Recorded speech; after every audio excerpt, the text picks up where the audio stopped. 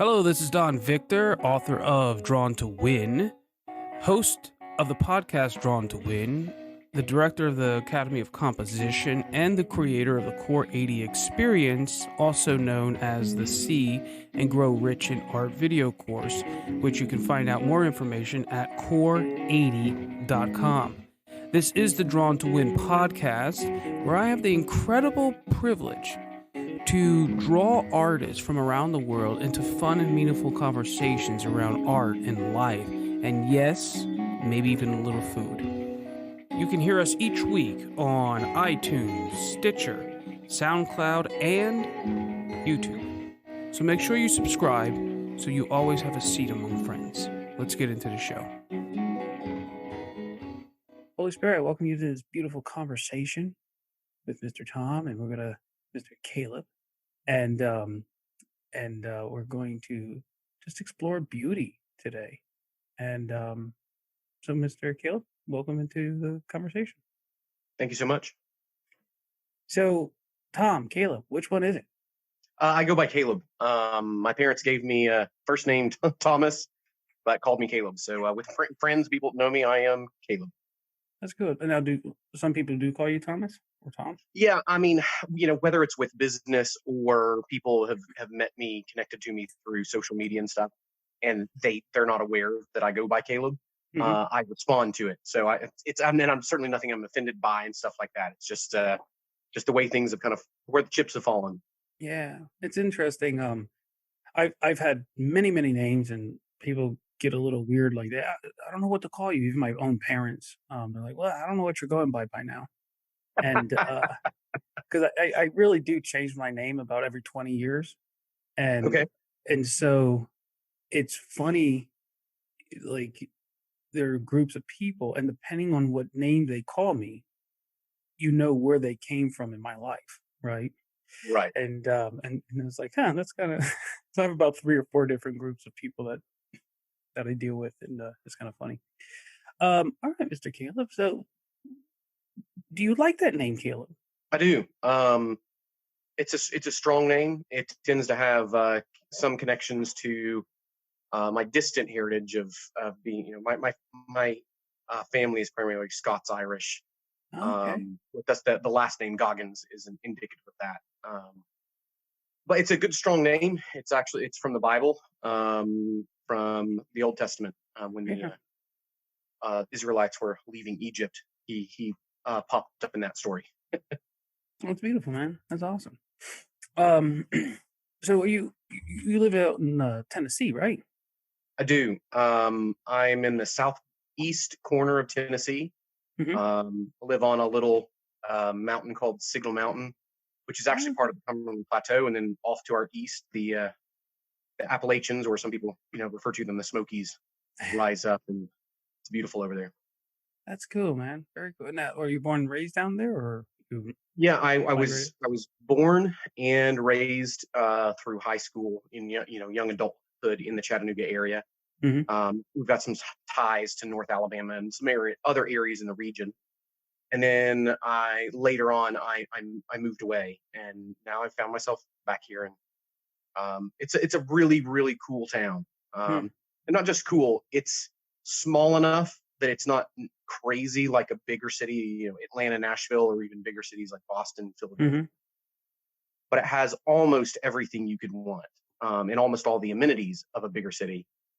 And yet I can leave my studio or my house and be in true, like wilderness, remote areas in 15 minutes or less. Beautiful.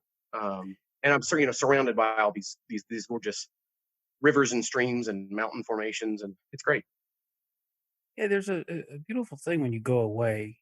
You always hear of like these like even in the Bible, like people walking around, they're going back to their homeland, their promised land. You're like, what are these people Yeah, talking about?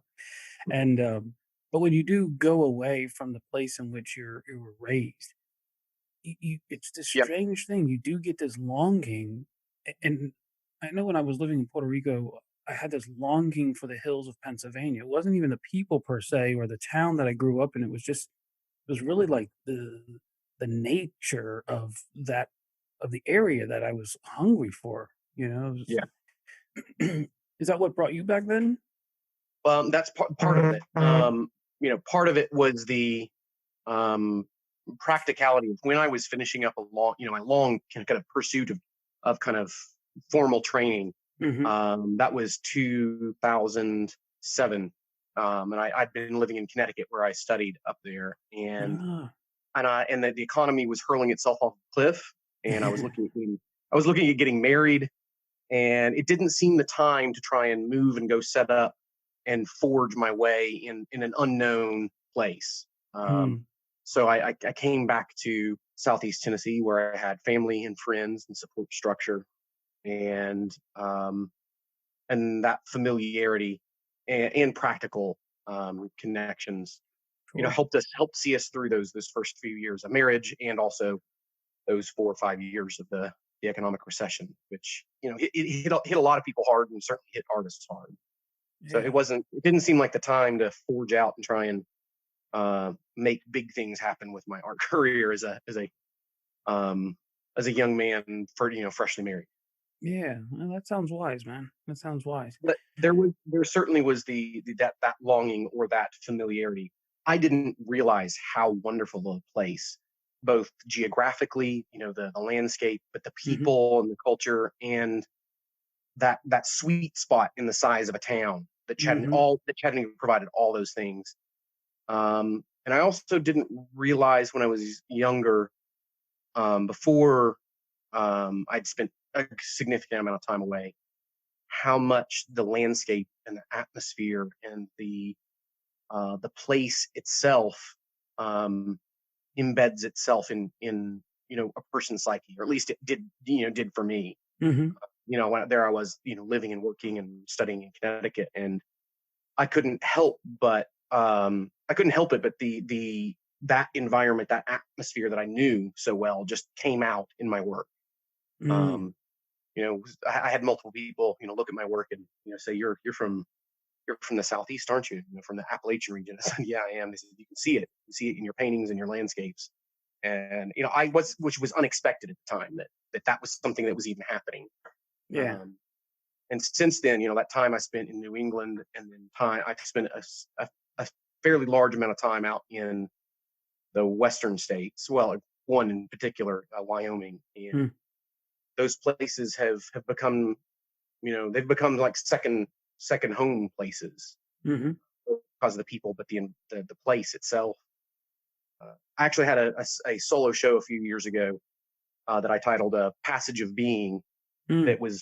It really was centered around that idea that wherever we go, we have personally, emotionally, psychologically, spiritually, all these different ways, an impact on the place, and it has an impact on us, and a resonant relationship is created through those, through becoming familiar and becoming part of a place.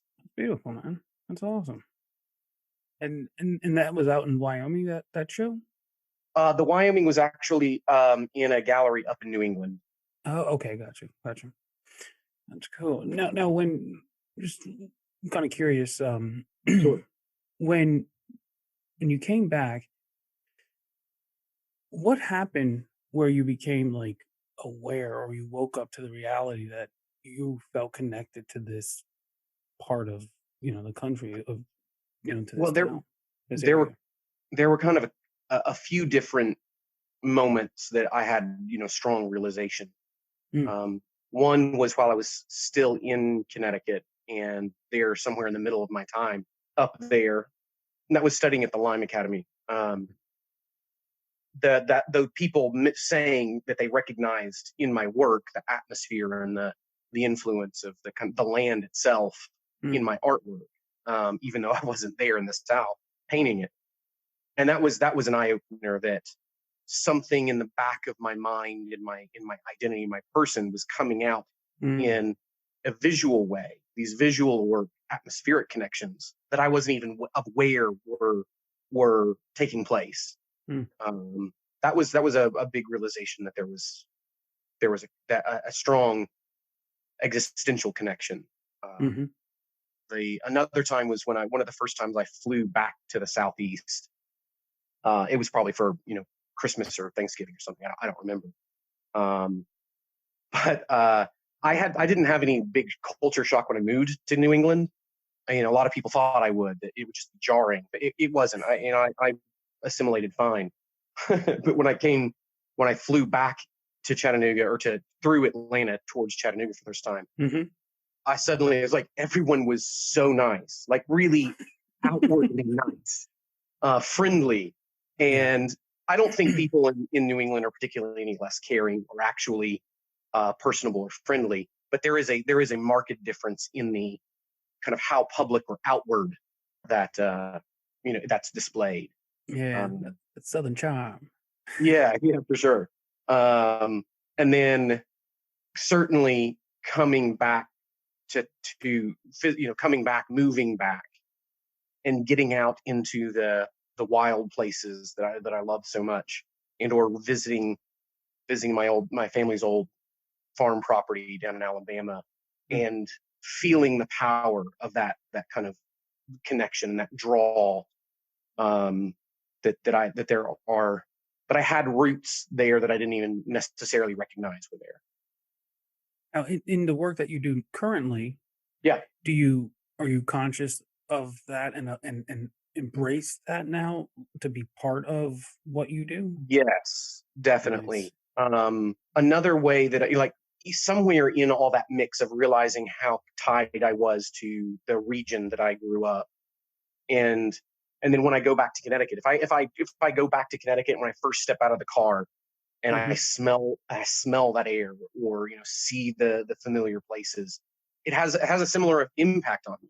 Yeah. Um, and when I go back out to Wyoming, most years I go out to Wyoming in the autumn, and again, like after I've been there for a number of times, there's this powerful thing that happens when I'm first back in that location. Yep. Um, it's visual. It is the sight. It's the sound, the smell. It's all of it. And so I'm much more conscious and aware of that now, and trying to respond to that and what identify and be led by what are the things that move me, that influence me. Um, there was a moment, last year. Um, it's kind of a struggle for us as artists. We have to be sensitive and responsive to the world around us, Hmm. and that's what makes us able to do what we do. But that means we can also be influenced by other personalities or other ideas. You're like Yeah. we can there's a reason that some people have the concept of the scattered or flighty artist, because we can be very strongly influenced by external forces. Hmm. Um, and for me, it's been a struggle from the time that I was young through college and even afterwards, of not putting as much emphasis or importance or kind of determination towards what is it that I care about and that I want to say and that Mm. resonates with me, and allowing other things, whether it's economic concerns or social, cultural concerns that certain Hmm. groups like. I don't know how familiar you are with the Southeast or the Midwest or whatever. They're like, I lived there about 8 years in okay. So Savannah and you're Atlanta. yeah. So you're familiar with how strongly there can be cultural Yeah. ideas of, if as an artist, what you should paint, how you should paint it, why you should paint it, where you should sell it, all these things. And particularly, being a Christian and coming from a Christian background, there are certain kind of Christian people and groups that Hmm. are very vocal, or at least very psychologically, powerful on, that they try to influence. And for many years, I didn't really know how to handle that, Mm. and reject it all outright when it was something that was another person's opinion, or just it's cultural. Yep. It's not a matter of actual morality or actual right and wrong, but other people's opinion. Um, Yeah, it tries to influence. I remember when I was in Savannah, I'm very much into design and geometry. okay, And there's this book called The Secret Painter's Geometry. And it right, was at the library at the school I went to in Savannah. And I went into the library and I'm like, oh, I'm looking for this book. And they go out and they find the book. because it wasn't allowed to be out in the public area. You had to special request it, because well, primarily because a teacher, Sandra Reed, who was an incredible instructor, an Okay. incredible artist, she understood the power of the book, and she didn't want the book to get lost and destroyed, right? So Ah, she okay. she she protected it, and so they bring me this book. Now, at this moment in my life, I never heard of what a Mason is or anything like Right. that. Right. And they see the book and I'm like, "Yay, this is amazing." And they're like, "Oh, you have to be very careful with this." And I'm like, What are you talking about? This is just lines on a piece of artwork." Like, "Oh, yeah." And and that was like my first like awakening to the religiosity of the South. Now Gotcha. on the Yeah. flip on the other side of that, it was in that environment where I developed a big part of my spiritual intelligence was down in that. So it's both there, but you have to deal with it. You know, you in the South, it's like there's a church on every on every block. You know, Right. and and so it is a big part of the influence, and you have to figure out how to navigate that. And Yeah. For sure. you know, I think in this what we're talking here, there's something beautiful that you were articulating is that there is a natural connection, and that was your connection to the environment and the spirit of that environment.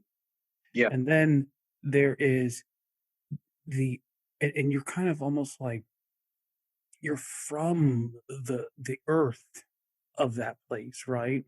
And then Hmm. there's other ideas that people want to try to put on you. And Right. it is a huge struggle to figure out how to navigate that, and self-awareness becomes the key to it. And it sounds like you went through that, you know, brilliantly. And what was one of the biggest struggles that you had to like break off of? Like, Certainly early on there, when I was there in Connecticut studying at the Lyman Academy, one of mm, those big kind of points of recognition or breaks that I needed to make mhm, was I didn't consciously know that I was being so influenced and or really bound up yeah, by the expectations or the ideas of whether it was family or from the church background or just general culture ideas, um, that I had grown up in and around, that intellectually I had already worked through what I thought about all those things.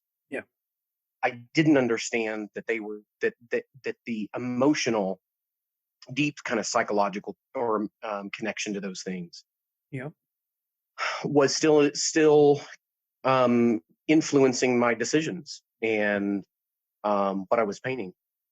And at the time, my like big moment of confrontation with that was during my third year, my junior year there at Lyme. And I painted a large painting, it was essentially 5 feet square, that had a figure of me sitting in front of a huge ornate like carven mirror, mhm. um, seen from kind of an aerial up high perspective. And I was partially unclothed, didn't have my shirt on, but I had a palette How and dare you? No. I had palette and brushes, but I didn't have any paint, and there was no easel or painting in front of me. And then reflected in the image, what was in the mirror, what was in the mirror didn't match up with the literal space. Okay. There was an easel and a painting that was there on the other side of the glass, unattainable, and there was a figure in the background of me, with my hands bound and hung, and it was a Mhm. dark, heavy painting. But for me, it was liberating because Yeah, that's I awesome, man. didn't even I needed to paint this thing, and I didn't even understand why I needed to paint. But I had seen other artwork, other artists with these kind of self portraits that were charged with personal meaning, and all of the elements in that painting were things that I knew I had to paint.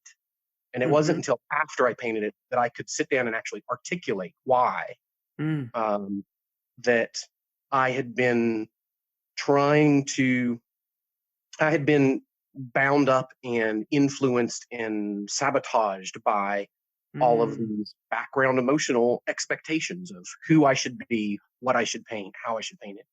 Yep. All of these external expectations, and then of course there were more immediate kind of practical expectations there at the Lime Academy. Almost every school has at least two different factions of faculty who are always at war with each other Mm-hmm.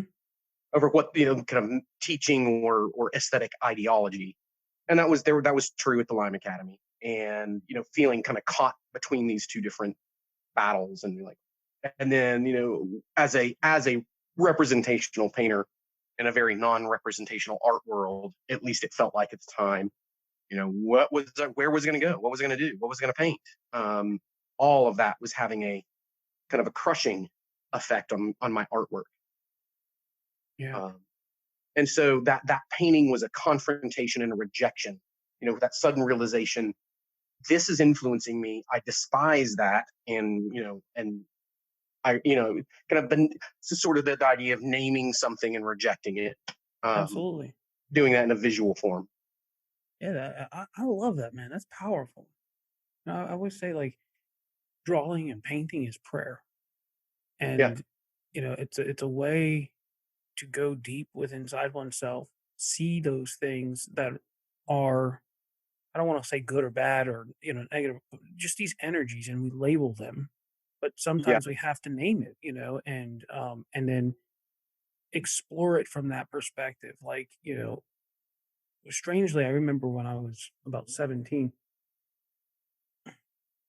right? People used to always say to me, "Oh, you're going to be an artist, right? That you're going to grow up and be an artist." And I remember crying mm, to my mom and saying, "I don't want to be an artist, right?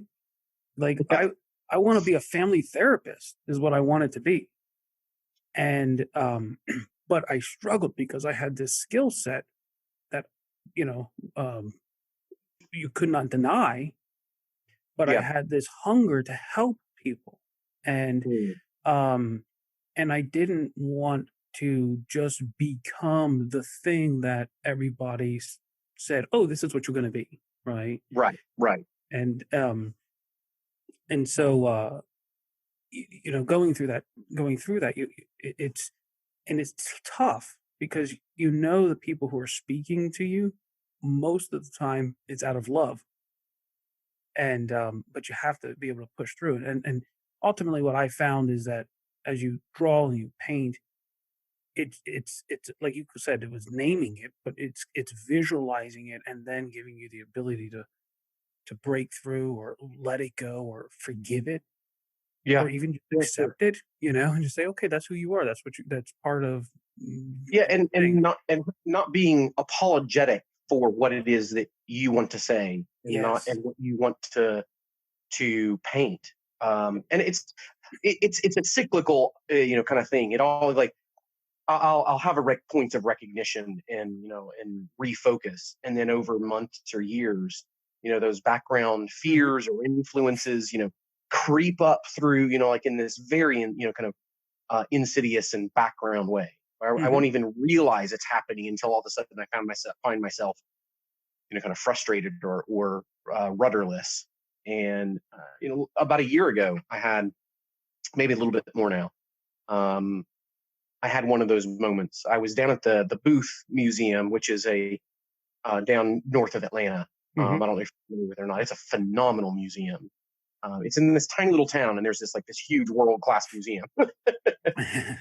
And it's primarily centered around Western art, but they have they're doing awesome things. Anyway, one of my favorite landscape painters, Tim Lawson. If you look him up, you would look up T. Allen Lawson. Mhm. Anyway, he was there. He had an amazing, just phenomenal show at the booth, and then he was doing a kind of a couple talks and presentations during the weekend. And I was there for one of those talks, and I can't even remember what it was that he said that sparked this moment, like this lightning rod moment. But I very strongly had this, when you feel, when you realize things both intellectually and emotionally, and like those overlap in the same moment, and it's so strong that, like, anything less than an like than some very strong expletive seems seems entirely unsuitable. Mhm. I'm sitting there thinking, like, what in the world have I been doing, allowing other concerns to influence my decision? Um, and Wow. this response of no more, like no more. I am Beep, beep, going beep. No to more. I am going to stay true. I'm going to keep what it is that I believe is important for me to say, that I want to say, that ignites that fire of recognition, of response, of yearning, of sorrow, of this gets to the core of who we are and what we do and why we do it. That's where I want to live. That's where I want to park myself, my mind, my career, the whole thing. Yeah. Um, and I don't know why. I really don't know why it's so hard to camp out on that spot. Why it's so easy to get pulled off in different directions. But Well, I have yeah, this theory on it, and it's and I was talking about this with somebody in another podcast. I think we're cultured to be polite, true. and Yeah, and therefore there is a, and then we label things evil. Oh, if I get angry, it's evil or it's bad, right? Or if sure. I get upset, or this or that, and so it's better to be polite, Hmm. and the problem is then we don't really learn how to experience the full palette of our emotions. Hmm. And then there are moments, you know, um where it almost like we go mad in a moment, right? Because it just says enough, and it just comes out, and it's in those moments that this break happens, as you called it. You break through, and then you're free. you know Hmm. and there are ways, and I want to encourage more people, to find a place. It might be out in the middle of the woods, right? Maybe down in your basement somewhere, where you can go on a regular basis. I know a group of guys, they do this actually almost every morning. Maybe go to the gym where you can almost camouflage it, and just for about 20 minutes, they call it releasing the rage, right? Just scream your face off and give yourself a space and a time to allow those emotions that are deep, that can only be reached with that kind of intensity and frequency, and allow that to come out. And what's beautiful is when you do it, about 20 minutes afterwards, you get this incredible sense of clarity. Mm. And things become super, super clear. And, I think about like where I'm living right now, and there are times where I just want to scream my face off, and I'm like, I got to get in my car and go drive because I got neighbors, you know, Yeah. and so I'm still like, yeah, I'm concerned about freaking them out but the truth is, but there I go again being polite, right? Yeah. Um, and but just giving ourselves these times, and if we do it and allow ourselves, and we don't call it evil or bad, we just allow ourselves to experience it, Yeah. you know, we grow tremendously. We become so much more deeper, and obviously it affects our artwork. And Yeah. And I think one of the the aspects of that is that um, what what it really amounts to is being wholly, fully honest yes, with ourselves. that's it. And so, like, there are times when, like, for me, spending time in the outdoors, Hmm. especially remote places, wild places, really grounds me, connects me. Yes. Usually, there's physical exertion to get to those places, but Mm, I think it really is about being emotionally honest, relationally honest, and mentally and spiritually honest. That yes. these things, I am feeling these things, I am sensing these things, I am thinking these things, and sorry, somebody keeps texting me. I apologize. It keeps buzzing. It's like, stop, please. Would you put that in your pocket, actually, if you could? Yeah, yeah. Pardon. Yeah, Because I think it's vibrating the table, and then it's like a whoop, whoop, and it comes through the podcast. gotcha. Let's see if I can make that. So I'm actually on my phone. So if Oh, okay, got you, got you. I really apologize. I turned everything off, but Well, this is what apparently we're gonna do. If you're listening to this podcast, it's annoying. Get over it. We're gonna continue. It just only lasts for like a fraction of a second. So if it happens again, now we're all ready for it. Okay, gotcha. So you're saying like you got to be honest, like deeply, truly honest in every aspect of your life. Did I lose you? Um, what the Okay. heck? Sorry. Let me Do what you got to do, man. No worries. no, I don't, I'm not sure what to do here.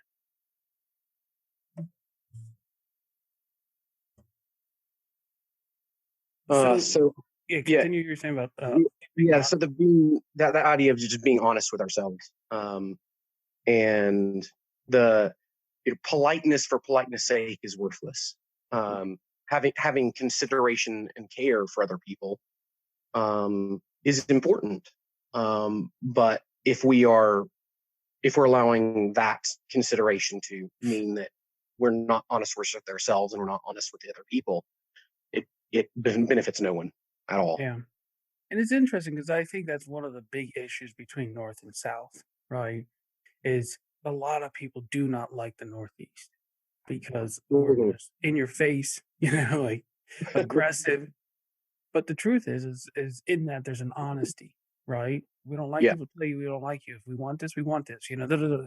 And then in the South, you have this beautiful charm and politeness, and yet, you know, somebody wants to beat your face in, and they just say, "Oh, bless your heart," right? And you're like, ah. That's like when a wife says, right. I'm fine." Yeah, I'm You fine. I'm fine. You're like, "Yeah, well, you're not. I could," and Yeah, that's because it's deceitful. it That's is, why we respond so negatively to when somebody's doing it. It's not actual care. It's not politeness. It's not goodness. It's deceit, and yeah. it's often malice. Mm. And it's important to have this conversation. I know we're supposed to be talking about art, but we are Yeah, because art ultimately is an expression. It's something that we go inside of ourselves, we explore that thing, we examine it, we express it.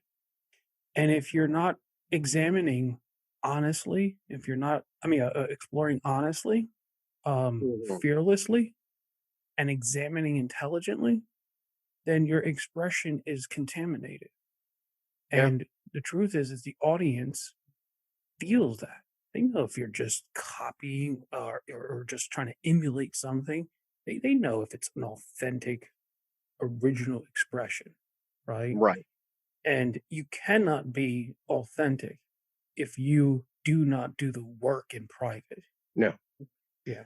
I think this kind of question or idea of honesty also really does connect back to what we were talking about before, as far as connection to place, and Hmm. then and that coming out in artwork. Um, I was going out to Wyoming for at least 4 years, Hmm. um, and painting out there and spending big chunks of time before I ever even considered painting something large, or that I would think was a finished piece, or something that I would put out for sale, and with a gallery or on my website or anything like that. Hmm. Send to a show or a competition, because I felt like up before that point that it was conceit, that it was this act of hubris to Hmm. try and represent something that I didn't understand the land, I didn't understand the people, Yeah. I didn't understand it visually, and I certainly didn't understand it. I didn't know its influence on me emotionally, psychologically, spiritually, and that somewhere around that 4 or 5 year mark, it became one of those places that this was another home place, and I Hmm. and I did know it. I'd spent days and I'd spent weeks every year out there, and spent many days high up in the mountains, on multiples. Some of my trips were with other people, but many of my backpacking trips were solo. Hmm. So I'm, in the environment and seeing the changes of the light, and the, storms passing through, and having these encounters with the wildlife, and literally sleeping on the ground underneath the Hmm. stars. And um, I think there's a when you see someone who just travels to a location and paints it, for the first time, and then they're putting that art out there. There's certainly value in that, and going and exploring and getting to know a place they're painting it. But sometimes I feel like there's some paintings that come across as superficial or yeah, Yeah, when you're superficial. when you're saying that, it makes me think of this idea, this biblical idea, where oftentimes you'll have a man, he gets married, right? And there's two words that they use for him being with his wife. Hmm. One is to lay with her, and the one is Right, to know her, right? right. And oftentimes when the men are younger, they say, "Well, he laid with her," and then as they get older, it's that he knows her, right? And I'd never noticed that difference in the progression of age there. That's really interesting. yeah, um, women tend to be the opposite. In their younger, they want to know, and then as they get older, they want to just explore, if you will. Um, so men, treat your wives well; they'll gift you Right. later.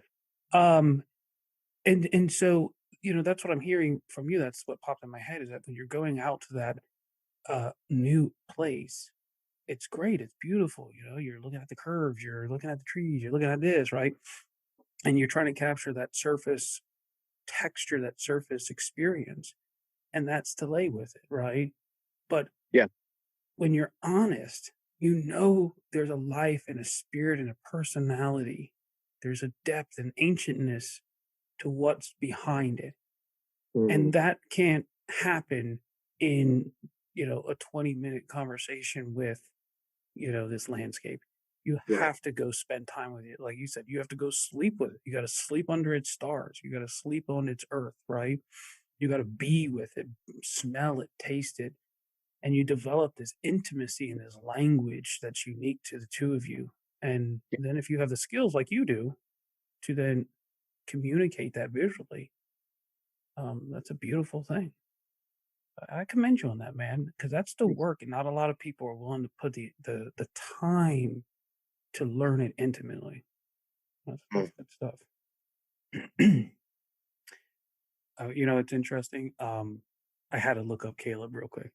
The figure who appeared in the Hebrew Bible as a representative of the tribe of Judah during their like journey of the promised land, right? So he Yeah. was the one who actually went into the land. Very, very Right. interesting. Very, very interesting. Um, Sorry, I just had to look that up. No, no, same. Let me go back here. So, what was one of those first paintings that you did out there that you were just like, "Ooh, I'm in. I've gone deeper." Hmm.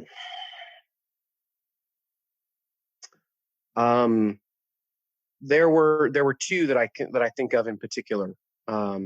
One was at about 9,500 feet in the edge of the Absaroka Range, which is near Yellowstone and the Tetons, but it's a different range. Hmm. And I went up there with two other painters, and we were around this lake. And it was one of those days where the weather keeps breaking, like it's real stormy up around the mountaintops, but then in the valleys it's sunny, and so you have this constantly changing light, and Hmm. it literally dumped snow on us, and then it was like scattered, raking cloud rack with sun coming through it, and uh, it was a crazy couple hours of painting. But it was incredibly, it was it was phenomenal. Like it was every aspect of mind and senses was engaged and challenged, and the painting that came out of it was just this little quiet painting that still had the undercurrent of the harshness, the Hmm. the harshness of the painting, yeah, of the place as Hmm. well. And that painting received an award in a competition, a year or so later and stuff. And I always loved it, and it has since sold. And hopefully Hmm. someday I'll do a big painting of of that place and that image. But for now, it's just kind of sitting. A big painting is sitting in the background of my mind, waiting. Um, and then there was, interestingly, that this other painting was since we've been talking about place and identity and knowing, it is a scene looking down this valley in the edge of the Wind River Range, very remote as far as from most people. There are some small old ranches in the area, but it's on the property of a friend of mine who is getting older, and he has no children, and he's a third generation Wyoming rancher whose grandfather homesteaded the land when it first opened up. Mm-hmm. Um, so you know, there's a lot of history and memory in this piece of property. And there was down at the end of this stretch of pasture, there's a copse of cottonwood trees, and they're massive old cottonwood trees. But Mm-hmm. in that landscape, they appear fairly small. And it was the last of the cottonwoods that would grow in that environment before you got any higher up into the mountains. Mm-hmm. And I realized after, I'd painted it, I titled the painting "A Long Line Ending." That had these, it had the physical relevance to, this is the last of that line of the cottonwoods. It can't go any further up into the mountains before it's so harsh that it can't live there anymore. So this is literally the last, one of the last of that line of cottonwoods. But also this friend of mine, this man whose grandfather, his ancestors homesteaded the property. He has no children. It's the last of his line. Oh, wow. And that intersection, that connection between our lives and the physical, earth and place. I mean, man, I literally get choked up, thinking and talking about these things. So that was another painting where there's a phenomenal British painter named John Siri Lester. I mean, he's OBE. He's like he's got a knighthood essentially, for his contributions to British art. And he does a lot of kind of safari type painting. He was out there painting that day with I and a group of other painters, and he came by, and he was just kind of walking by, and he stopped, and he came over, and his really really lovely British accent is like, that's really nice. I said thank you. I'm a little frustrated with it, like this, and I was frustrated with the painting at the time. There was lots of things about it that I wasn't liking, and he said you're too hard on yourself. That is really nice. And I couldn't even see it at the time. I had to let the thing dry and come back to it, months later, and realized the whole painting may not be good, but there's this 9 by 9 inch section that actually is I see what he was talking about now. This is a beautiful painting, and I chopped it down and I put it in a frame, and that painting went on to win award at a small competition and stuff. So it's Oh, wait, there was that little 9 by 9 section of the painting that you ended up cutting out? yeah, I just like I do that all the time with Okay. field studies. Okay, Um, gotcha. Yeah, Yep. I'll get out and paint, on a larger panel, Mhm. usually nothing larger than 12 by 16. Um, and then a lot of times on a 6 by 9. And so either whatever it turns out to be, a lot of times if there's a painting I'm not happy with, I'll look at it and remember things and just respond, let myself Yeah. respond to the painting. And if there's something of value in it, I'll literally just chop it down and put it in a frame, see if it Huh, works. that's cool. That's very cool. A quick question. The Yeah. old man, Yeah. what color were his eyes? Oh, what color were The rancher. the property? That's a Uh, good question. I think if I remember correctly, they are green or green hazel. I know it's a strange question, but that's what I do. Really? When you were talking about that first painting, when you said the roughness of the environment, but it was this Mhm. quiet painting, right? Yeah. I had this image in my head of a almost like a rancher, cowboy-ish kind of old man, and then you started Okay. talking about this guy, right? And I'm like, whoa, this is Yeah. weird. And you could see in this image in my head where his flesh was orange. He was in an orange background, like even the trees that you might see in the background were very warm Mm. in their tone. Yeah.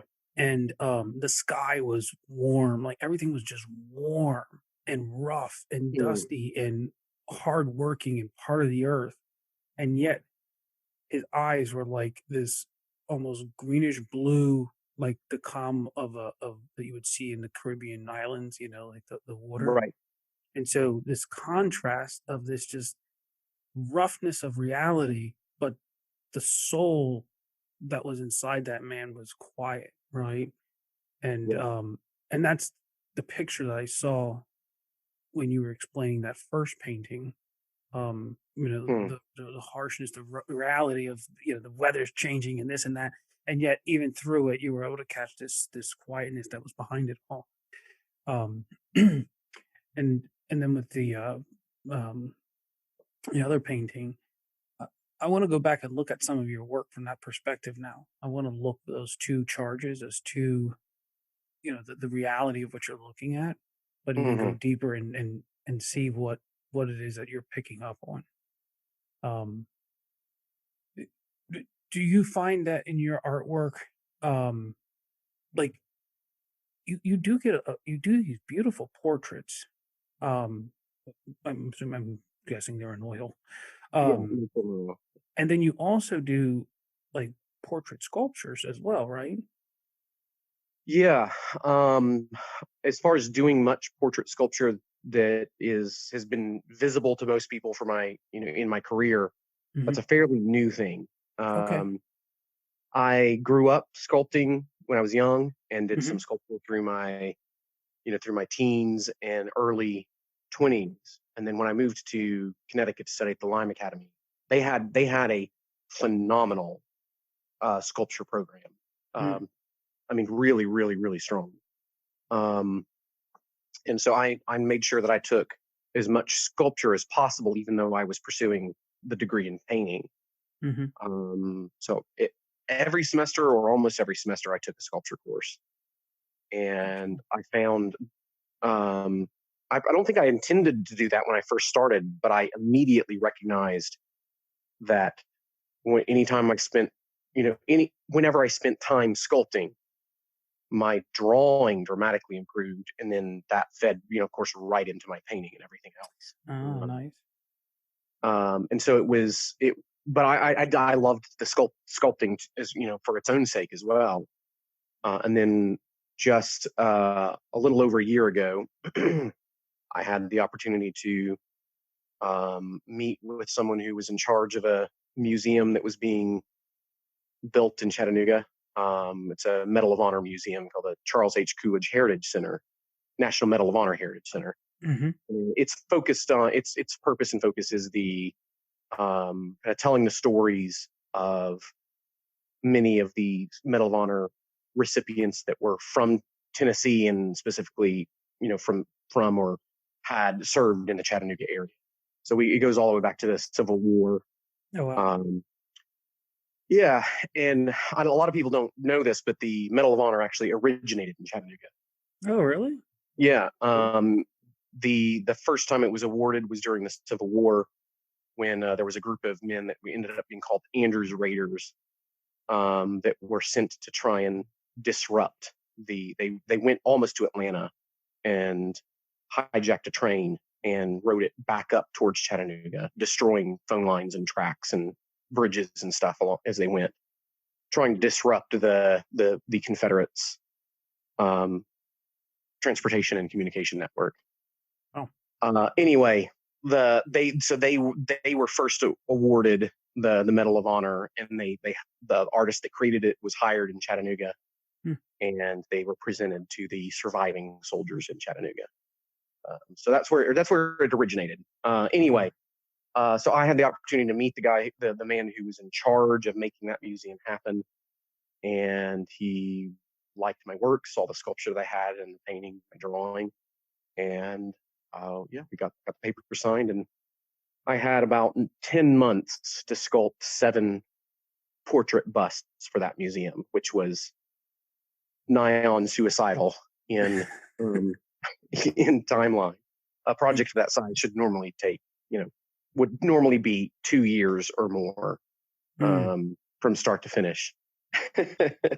So I didn't get much sleep for most of last year. And of course, I had the conference that I go and teach at out in Wyoming every year. I had another workshop. I had commissions that I had to pre-existing commissions, painting and drawing that I had to finish, Mm-hmm.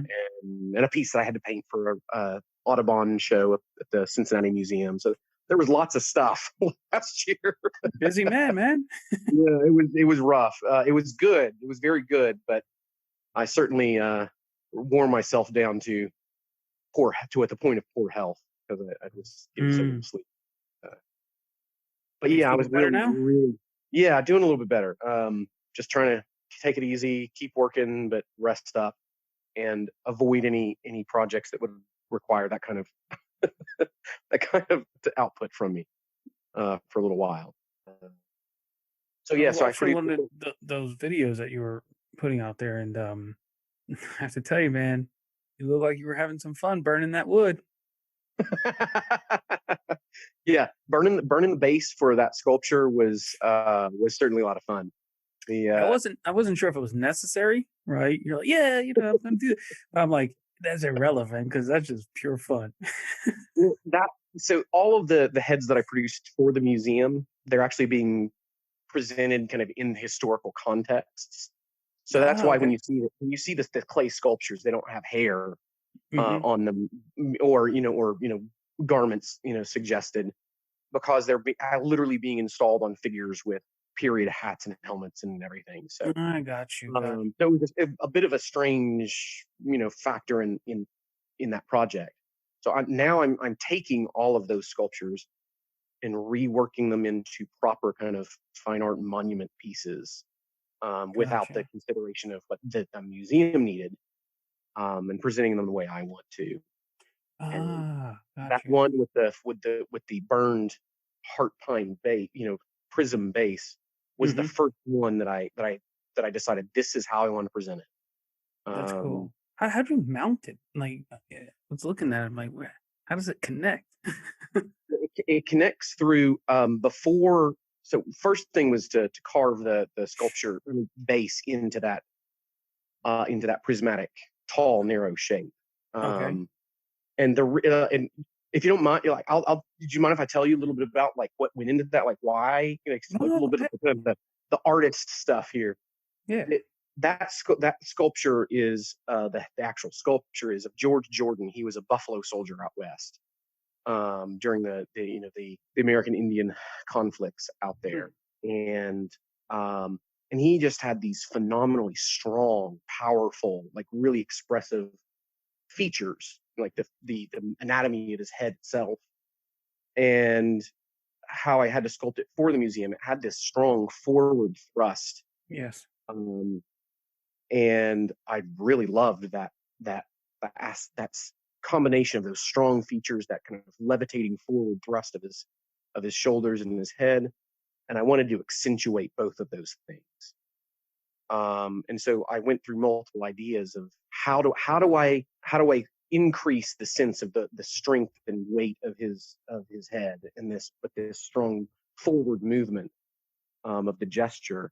And so I ended up selecting a patina that's this rusted iron oxide, Mm. um, which has a really strong, dense, heavy feel to it. Visually is really interesting with the different textures, and then present it real tipped forward, and what it would appear to be balanced right on the below the pit of the neck, um, and then to accentuate all of that and create contrast, I wanted this tall, narrow base that it would just rest upon. And I kept trying to figure out, like, well, what material do I want to use for the base? I could have used some stone or some metal, but I was hoping to get it done in time to submit it to the Portrait Society's international portrait competition, which is a huge competition. And I didn't have the time or the money to do a metal base, or like a black marble or some heavy marble, but I needed a color contrast, or value contrast at least, between the base and the sculpture, so Hmm. that it set off this dark kind of rusted patina. And I was trying to figure out what to do, and then I was researching a method called shisugi ban, which is you're basically burning the exterior of a piece of wood to create a carbon layer, which protects that wood from the elements. It's used Hmm. in exterior applications. And I was researching that for some garden projects that I was, personal stuff. And all of a sudden, it just like hit me. This is a beautiful texture, and it is the perfect thing for this for this sculpture. So that's how the base came to be. That's You were cool. asking about how it's mounted. There's a threaded rod Hmm. molded into this the cast that comes straight out the bottom of the net, Okay, and gotcha. then there is a large, what amounts to a really long nut. It's for coupling two different threaded rods Okay. embedded in the wood, so it just screws down onto it. Oh wow, that's cool, man. That's very very cool. Yeah, I like that the forward thrust that you were talking about on it. It was almost as if he was like, you know, coming from the past to the future almost, or the present, I mean. And, I'm so glad you saw that. yeah, it was I thought it was cool. It was, Thanks. because Yeah, a lot of times people are like, "Oh, they have their" they're kind of, like, standing straight up, right. and it was neat because you did a couple of them, and when you had, like, the 3 of them next to each other, you really saw the difference in the one that's Mm, forward, It was like, yeah. "Whoa, even stronger." That's cool. So I did end up entering that piece in the Portrait Societies in the international, and it was selected as a finalist. Nice. So it'll be going to the international conference and exhibition, and Mhm. hopefully we'll get some more recognition from it. But we'll see. The that exhibition and conference has been pushed out till August Okay. because of all this coronavirus quarantine. Well, oh, shucks. I guess us artists have to, be alone for a little bit and do some artwork. But, yeah. The now, when you say the Portrait Society, did you study with someone who runs that or works Uh, there or something? yeah. So when I grew up studying and working under Gordon Wetmore, who was the founding chairman of the Portrait Society, Ah, which was founded 22 years ago. He was a phenomenal artist and in person who was primarily known for his portrait work. Although he also did a series of paintings in Ireland and another one for in Israel. Both of those those collections were made into books, kind of coffee mm, table type books and everything. He painted the official portraits of Princess Grace of Monaco and Prince oh, Rene wow. and Albert, and a uh, a portrait of President Nixon, commissioned by the state of Tennessee. Just he painted a lot of phenomenal people. Mm, But he was an incredible connector of people and of artists. He brought people together, um, and it was natural to who he was. Um, mm, Wherever he went, he connected people. And so for him, he and a few other artists started the Portrait Society, and it grew into um, a world class, incredible institution. And so over the years, being his personal assistant, I was very very blessed to then be a volunteer person at all of their international conferences and many of their regional things, which allowed me to develop personal relationships and networking connections with a lot of truly a lot of the most incredible figurative and portrait representational artists in the country and around the world. wow. That's cool, man. That's Yeah, it was. so cool. It's one of those things that my parents were friends with the Wetmores, and when Mm, I was, I think, 11 or 12 when I first realized I painted and drew all the time and wanted to paint and draw all the time, and none of my friends did. That first inkling that I was a strange person, uh, and my and decided that's what I wanted to do. My mom called the only working artist that we knew and said, "Can Caleb come down and watch you paint?" And I think I was 12, and went down and started watching him paint, and then from there, began doing studio jobs for him, and it grew into a full time kind of apprenticeship, personal assistant position until I moved away to Connecticut to study at the Lyme Academy. Oh, So wow. it was incredible. That's cool. Yeah, you get those moments, man. You just get access and change your life forever. Yeah. And He really became, kind of like a very close friend and mentor, and kind of like my your art Yoda. father, so to speak. He was Indeed. very, yeah, he was very dear to me. And there was another one of those kind of lightning rod moments of clarity that happened Mm-hmm. after I moved back from studying at the Lyme Academy. So that was 2007. I ended up, well, the economy was terrible, so I ended up taking a full time design job, designing Mm-hmm. rugs actually with Oh. Shaw Industries, and did that for 6 years while I was painting and doing commissions and teaching, and it was an insane 6 years. Mm. Um, but I was one day there. I was in. He had been ill, but they hadn't been able to figure out what was going on, and I was at work in the color room where you're figuring out how to reconcile what you've specified on this side of the world with a manufacturing place on the other side of the world, dealing with these little tufts of colored yarn. And I get a call from Gordon's daughter, um, was a friend, and she said, we're on our way back from Vanderbilt um, Mm. hospital in Nashville. He's been diagnosed with Jakob Creutzfeldt disease, and he has a few days to live, maybe a week. I mean, it rocked me to the core. Um, Wow. Sitting there, standing there, and I mean, now I feel just, in retrospect, horrible for it, because it literally, I couldn't register what she said. I horribly asked her to repeat herself. I'm sorry, what did you say? And she repeated that, and then I just, asked, like, when are you back? Can I come see him?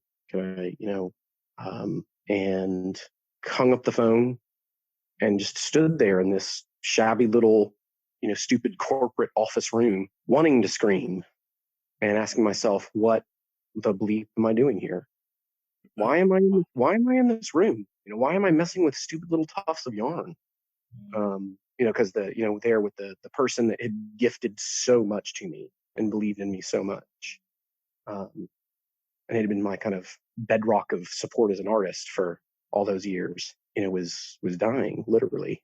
Um, it was a harsh moment and realization that I had allowed myself to have drifted so far from Mm. what I should be doing. Um, Took me another couple years to get out of the design situation to back to full time art, but I did. So It's interesting um when someone passes, maybe like a father of a friend or even a father or someone that you put that mantle on, right, like a master teacher. yeah, There's a very strange, I'll call it a spiritual experience, hmm that the mantle has to go somewhere, mm, and there's a transfer of it. And what's interesting is sometimes, you know, people around you might say, "Oh, that's the person it's gonna be transferred to," and then it's transferred to someone you don't, no one would even expect. hmm Um, but it's. Let me ask you this question in that vein: yeah. what are two words of advice that he gave you? One as a human being, as a person, and one Okay. as a studio artist Mm. that you hold core to you today. Um, Kind of personally as a human, but it does relate as an art to the artist as well. Is that Hmm. was something that was one of his core um, principles, and that is a rising tide raises all boats. Mm. That and he in that that was, as a person, as a human, as an artist, to be generous and give to others, and and be cooperative, Mm. and that's really why the Portrait Society came into being. Yeah. Was Yeah. um, let's raise the level of the water for all of us, Yep. by each pouring in a little bit, and it'll amount to a lot. Um, I'm not sure if I could identify one professional or artistic thing. There probably is. I'm not sure. Yeah, and that's fine. What you just said was profound, man. And like you said, it's almost like his greatest work of art was his society. Yeah, And like you said, it was just the natural expression of who he was. yeah, and I think for me, it was it was how he treated me that was the profound thing. Mm. He welcomed this, this silly, scrawny little 12-year-old into his studio. I mean, who does that? Um, um, and then from there, he saw something Mm. that he believed was valuable enough, worthwhile enough to spend time investing in and supporting.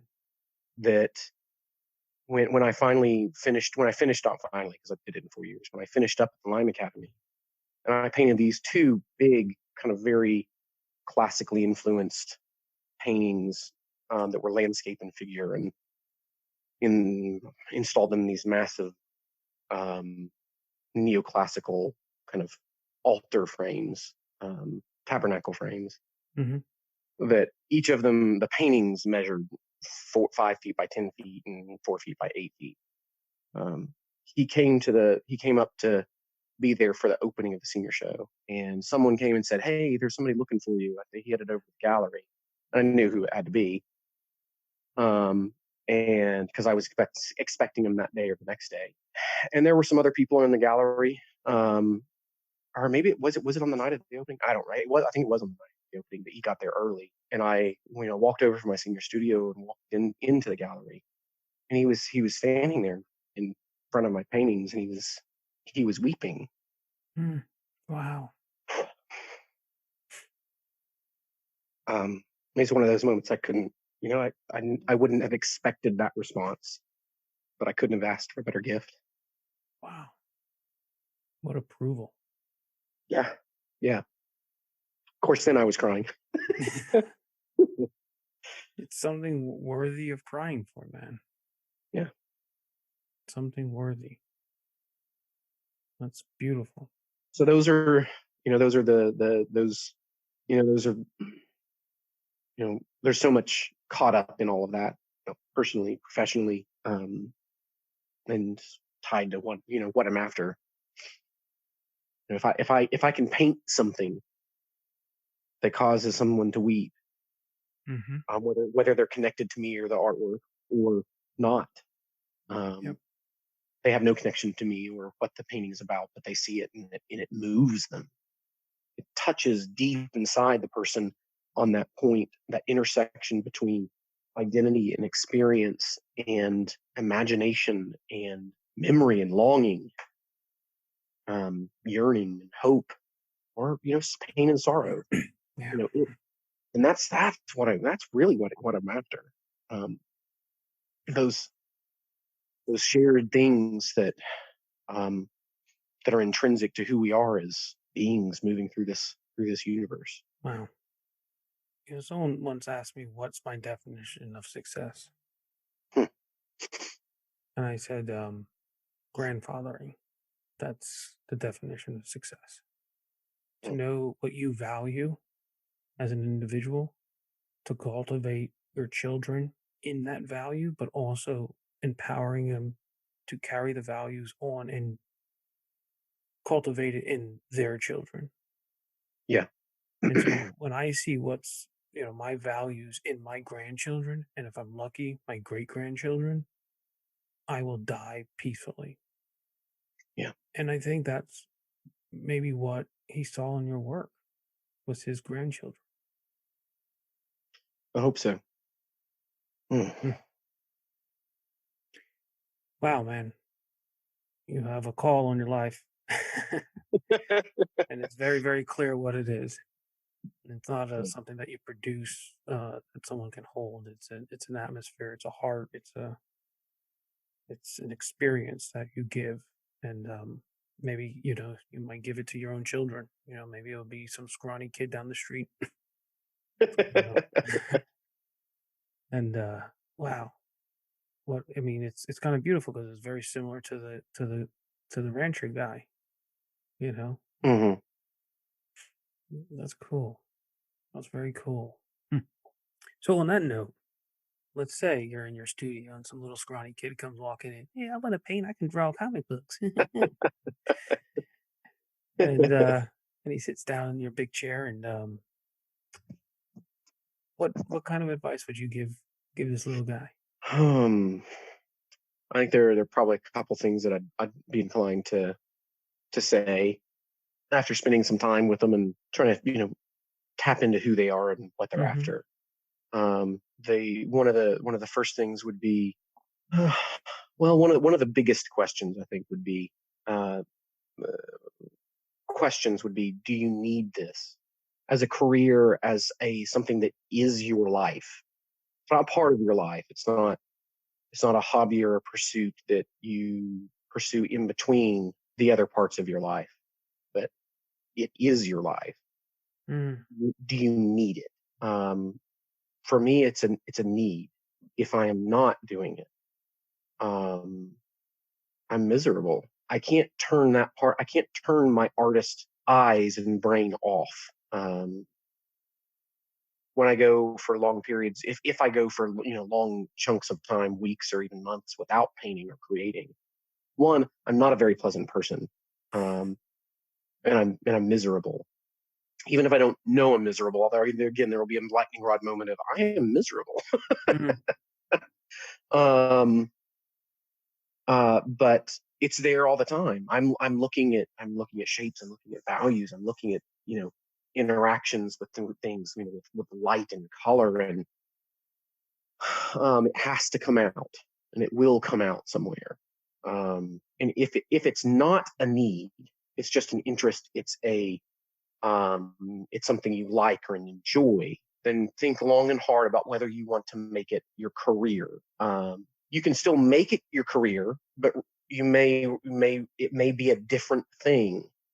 It may be much more of a kind of a purely a business commodity venture. mm. Which I'm not saying there's anything wrong with that. I think some people can make it into something that's wrong. Someone like Thomas Kincaid, who's marketing marketing ideas that were hollow. Mm. Um, but if making things that say something, that are from your core of your being, if it's a compulsion, if it's a need, then pursue it, and then do whatever it takes within what is right and what is reasonable to make it happen. Find the people to connect to, find the places that you need to go, and just keep go after that with everything. Um, that would be the kind of the big challenge or question that I would put to a young person. Because I've had people that I've taught that have been students that it clearly wasn't a need, wasn't a like a this something that was a compulsion for them Mhm. to improve, to grow, to acquire, ever continually acquire more skill and knowledge to be able to ever better say what it is that they're trying to say, to communicate what they're trying to communicate. And at some point, they're wasting my time and they're wasting their time.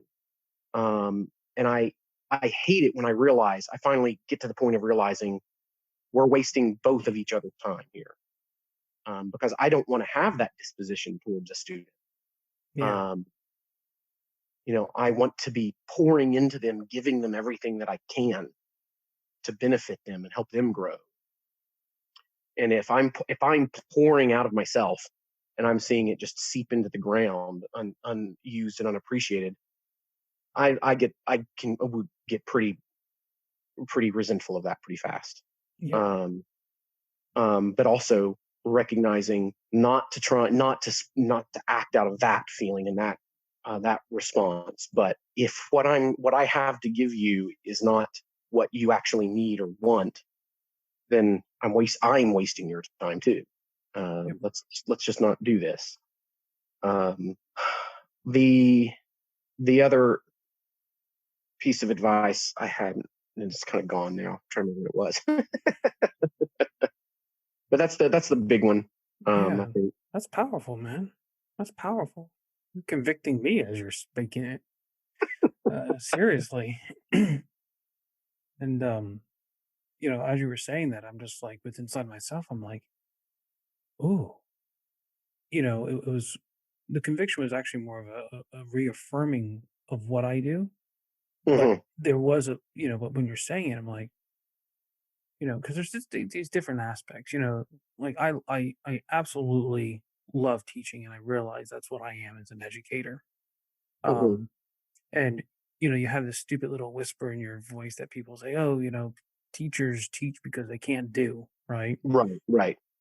And when I was younger, I told you that, like I wanted to do family therapy because there was something I came from a broken home and all that stuff, and so that was very, Mm. very dear to me. But then I had this skill set, and so probably around 25, I realized that one day the two would merge, Mm. and that's kind of the energy that I feel that I'm in right now, where it's like Right. I have this depth of art, but I also have this depth of understanding spirit and relationship and who we are, and using art to really explore oneself and express oneself. And then my avenue is primarily through storytelling and composition, knowing how to design works of art, compose it. um Mm. and and I always say, like, if like a strange thing, like if I die and I don't produce artwork, I'm actually okay with that. Mm. Now you wouldn't be okay with that. um and that's what your question is like, but if I died and I did not pass this knowledge on, I would rather burn in hell and and realize I earned my right there. Mm. Like I don't fear anything in the world except standing before my creator, realizing I did not touch as many people as I could have with this message. Right. Yeah. That's why I do the podcast partly, that's why I started the academy, these things. Until I realized like creating the artwork for me is a personal thing, um, and I enjoy it, but it, like you said, it's not, it's not the, I'm not living for it. Teaching, I'm living for, and that's very, very, and so I thank you for that. It just like just ultra clarity just came, and it's like, whoa, that's Yeah. beautiful, you know. And I'm kind of curious within this art realm, you know, um, how many artists are pursuing art when they should be pursuing, the production of art, let's say, when they should be pursuing a different aspect um, with inside of our tribe, with inside of our, culture. Hmm. Um, and maybe we're not all meant to be the producers of it, but there's probably people out there who would be incredible salespeople, like great Yeah. dealers and gallery owners and framers, and really be, great service to the producers and the people who want to buy it. And all, there's all kinds of people in there. Yeah. So in that vein, I wanted to ask you, in your network to help facilitate your craft, what are some services or people that you connect to that enable you to be you? Yeah. Um, I mean, there's of course, the practical suppliers of things Hmm. that are helpful. One of those suppliers that I absolutely love. They're produce exquisite work is Masterworks Frames out of Mm. Utah. Um, I mean, I buy other frames and I use other frames too, but they do beautiful work, and they will work. They've worked with me to create a custom float profile that I hadn't seen anything like, like what I was looking for on the market. So I just was like, Mm. hey, can you produce this for me? And they sure did.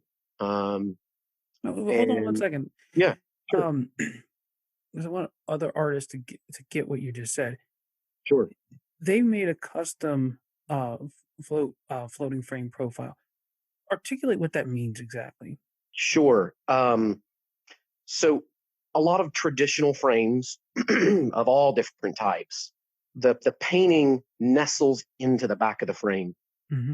against a little ledge. So the actual front side of the frame, excuse me, the front side of the painting is the edge of it is resting against a lip, and then that's held in place by clips that are usually Hmm. screwed into the back of the frame. A float profile has a gap between the inner edge of the frame and the outer edge of the painting, so you actually see the edge of the painting itself. Hmm. And then usually there's a kind of a open space Yeah. in between and behind, so it literally just kind of hovers and floats in the middle of the frame. And so that way you have a frame that separates your art from the wall, but Correct. your artwork is not part of the frame. There's actually a space so the artwork can Right. be seen Right. by itself without being Yeah. overlapped and things. Okay. And you can make virtually any type of profile into a float frame, and it's actually I do that quite a lot, is using very traditional profiles So when you and say installing profile, what do you mean? Like the profile is the if you're looking at the frame, what is the actual shape of the okay, surface of gotcha. Gotcha. so like more traditional frames tend to be like coves or panels with a higher edge on the outside and a lower edge in the middle. Gotcha. And float frames, historically, most of them have over the years have been just a simple flat face Mhm. in various widths, usually fairly narrow, and then a gap of a quarter inch to half an inch in between the inner side of that and the painting. Um, I've started installing paintings in traditional frames with a float gap because I love how that it Mhm. you one you see the whole piece of artwork, and two, it there's movement there because there's depth to it. Um, it does something different visually than when it's installed flat, into a traditional frame without a float. But this custom profile, it's fairly wide. It's about inch and a half wide, and then it has a 30-degree angle sloping in towards the painting. So instead of just Wow. a flat surface of the float frame, it's a beveled Yeah. angle pointing in towards the. So it's still simple, simple, sleek, fairly contemporary in presentation, but with that whole surface leafed in a um, 14 karat gold and then Mhm. hand rubbed, it still has this depth and warmth and kind of organic nature to it, Beautiful. um, that And by works with traditional artwork. not having it flat, Right. um, and having that bevel, it's gonna give it a nice little almost like a soft gradient as it moves in, correct? Yeah. As you move in different positions, in the room, looking at the Yeah. painting, the different surfaces reflect of that angled edge, then cast the light differently. That's cool. Um, and there's dimension to it. So of course the top edge is darker than the bottom edge, which is Sure. brighter. Yes, there's more depth to it. Um, and it's kind of like when you I don't know. I'm trying to think of a good example. It takes it from something that's simple and classic to something that has a little bit more kind of depth and interest to it. Sure. Yeah. I love that, man. That's cool. That's So very, very Masterworks, cool. they're great folks. And Michael Graham is the guy who runs that shop. Um, the Portrait Society, of course, has been a big thing in my life. With through connections, through their conferences. Um, now, being a finalist, that's a big honor. Mhm. Being named as a finalist is an award in itself because they usually have between 2,600 and 3,500 entries every year, from all over the world. Wow. And it's the best. Really is the best work out there. Anyway, so that's been a wonderful thing. Back here in my hometown, family is a wonderful support. Um, really is practically and kind of relationally. And then I have some really awesome artist friends Hmm. that are located here. Um, Mia In Chattanooga? Bergeron, yeah, in Chattanooga. Mia Bergeron is one of those. She's a Hmm. phenomenal artist, fantastically successful artist. Her husband, John McLeod, is also a painter and a sculptor. He does phenomenal. Like, it's abstract or non-objective in at its core, but it's often kind of expressive of organic things. Gorgeous word. So there are these artists that I can go to, and there are others. Cindy Procius and Meg Aiken. There's a whole bunch of there's a group of us here. Um, but I can go and bounce visual ideas, verbal ideas, and also just go and say, things are rough right now. And Mm. those people who understand what you do and why you do it Yeah. and the Yeah. practicalities of life, those are really valuable. That's beautiful, man. That's beautiful. Let me ask you one last question before I ask you where people can get in contact with Yeah. you. I know we've been through a lot of things, a lot of deep things. And so I want to take you to the deepest level. So, what do you like to eat, man? Well, there's a lot of great Southern food that I like. Um, uh, but it's got to be the real stuff. Um, Mm. like restaurants all over the South and even other parts of the world have fried okra on the menu.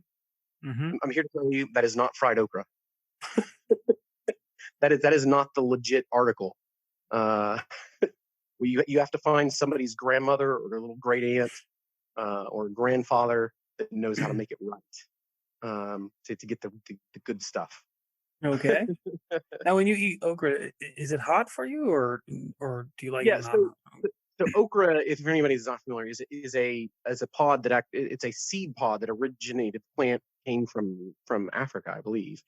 Um, Sounds it. and it grows in warm and climes, everything from arid to humid, like it is in Southeast. But if you pick those when they're young, they are tender. Mm. And you can pickle them.